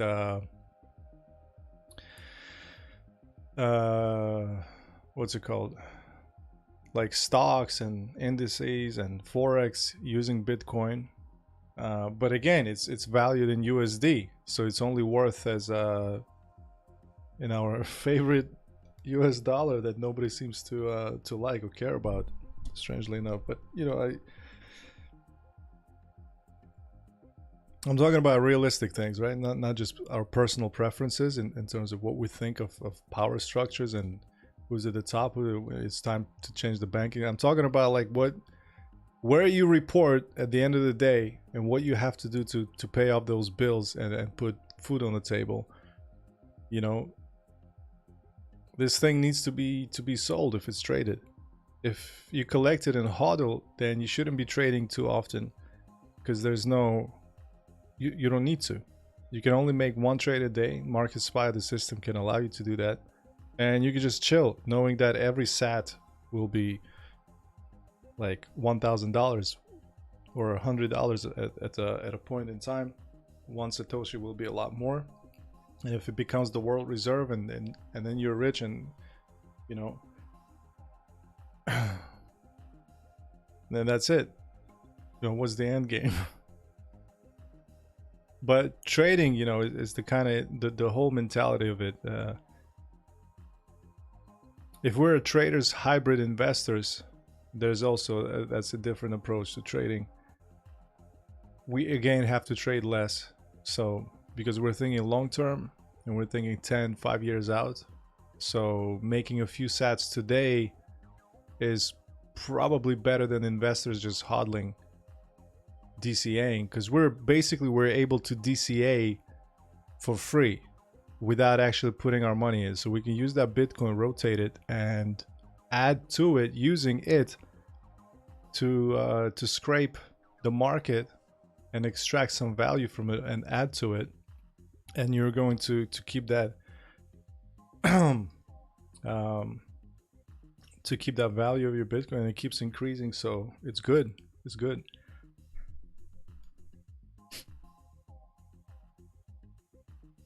Yeah,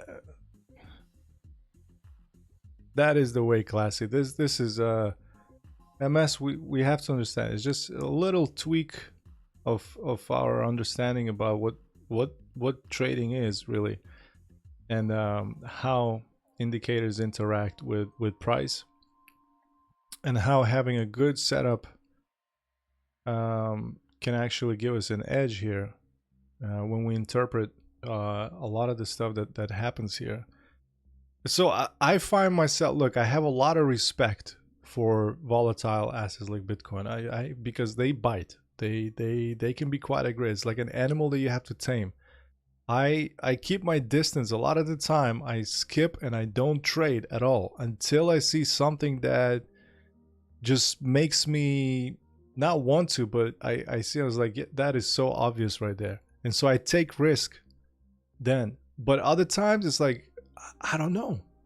I don't know if it's going to go up or down. But if I have a setup like baseline reclaim, my chances increase greatly. If I have MSX showing me that it's curving up to the momentum, my chances increase greatly. If I see signs of us flipping these moving averages, which are beautifully configured here on MSX, on Armageddon, that tell us when this price is dominating, the market is dominating, or is it actually the sellers or the buyers? You know, we just take a look at it and say, yeah, I see what's going on. I see the 3 L's. I see that the probability is there. Do I really want to trade? Not yet. It's not there yet. I want to give it some time. And I find that's the best way to approach trading markets, because it just, you can afford to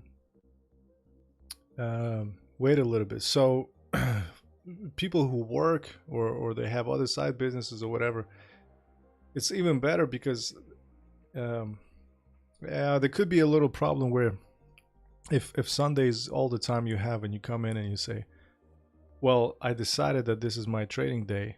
You decided that this is your trading day, but the market didn't decide. The market decided that no, for you, where you live and the time you play with me, your day is Wednesday 8 a.m. But you ignore that. You say, no, I'm only available on Sunday. And so you'll force a trade through Sunday, which is not an ideal day for you personally, for example, right? And then problems start.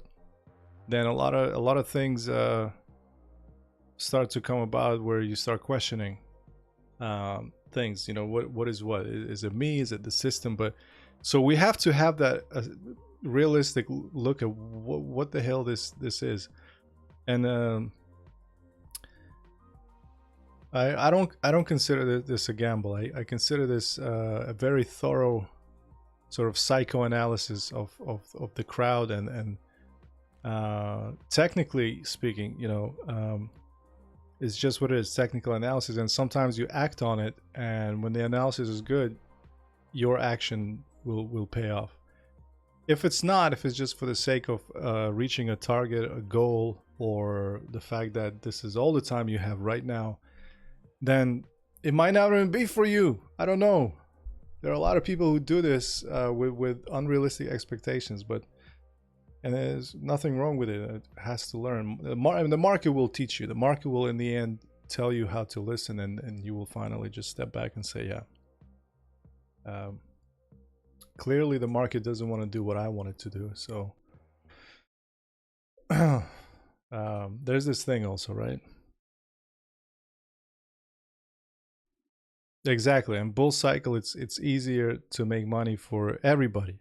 Hedge funds, retail, you know, like the whole industry, anyone, pros, enthusiasts, hobbyists, whoever, right? It's great because everyone's on the same page.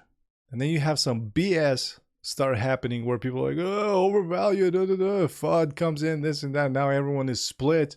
You know, where are my Bitcoin brothers and sisters? And they're all selling to fiat and running those channels on YouTube. And like, I'm buying Bitcoin and holding it until 1 million. Da, da, da, da, da. And they're like in Dubai, they're paying with dirham for their hotels and everything. You know, you gotta question these things. So bull cycle definitely saves us. And and the bear market, why is the bear market so difficult to trade? It's because any move up gives hope of that cycle continuation, any support, and so it's extremely hard to hold a short position because it's so capricious. It's always like, wants to go up, gets faded. No, it was a. So you're always like hoping that the goddamn thing won't reverse, that it will just stay and keep going down. But everyone is on the edge waiting, so it has a lot of bear market rallies are the worst. They look like bull market rallies, but the bear market has started. No one's aware of that. So this could be it. This little pump back to 50K and rejection, that could have been a little young bear rally. Who knows? But we'll be in denial for a long time until we reach 37 and we capitulate and finally decide to short to save what little we have left. But at that point, that will be a time to buy.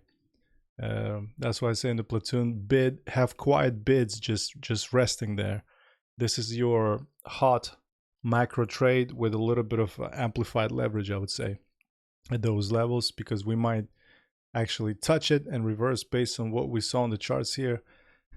The gap will be closed and it warrants half a monthly candle reversal, which would be significant, 10K, 15K plus reversal. So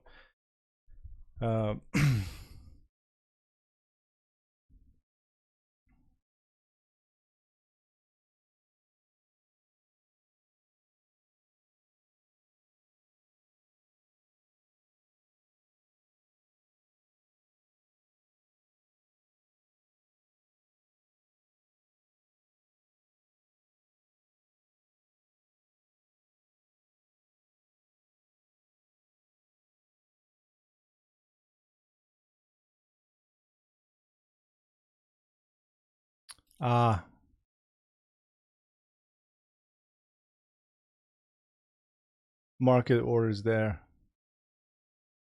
Yep. So soon enough, Classy, it will just it'll override those negative market fees and replace them with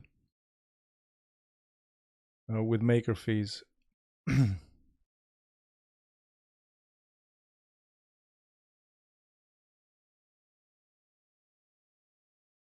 What happened to Tonto? Why is Tonto not playing all of a sudden?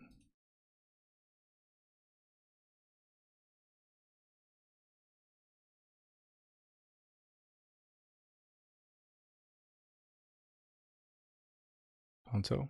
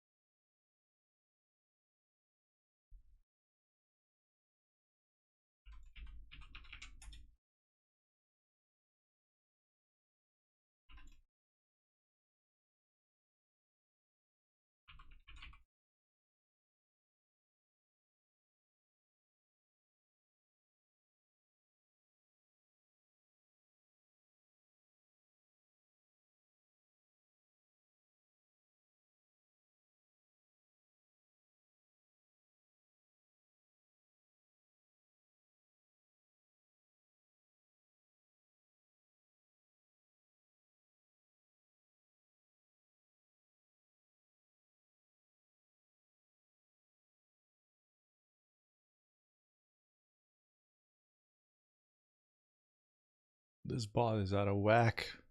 Out of whack. It's not playing. Okay, who cares? No, I care. Hold on a second. Let me fix it. Okay. So you guys, can you invite Hydra in here? How do you invite Hydra?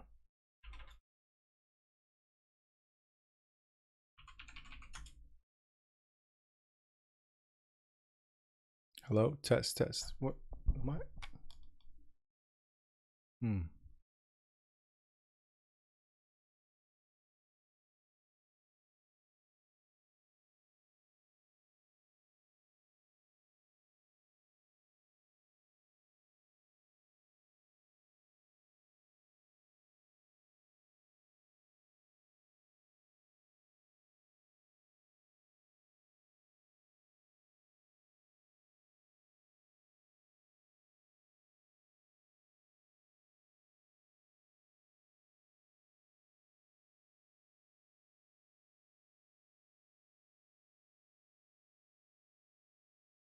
says RTC connecting. What is RTC?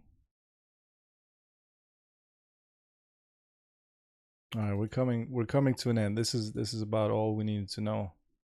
Thank you for watching.